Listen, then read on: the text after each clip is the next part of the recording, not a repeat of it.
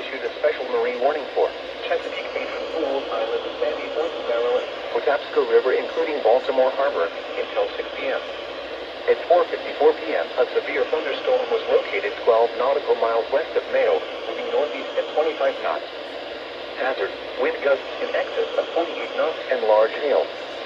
Source: radar indicated. Impact: boaters could easily be thrown overboard by suddenly higher winds and waves capsizing their vessel. Boats could suffer significant damage in high winds and hail.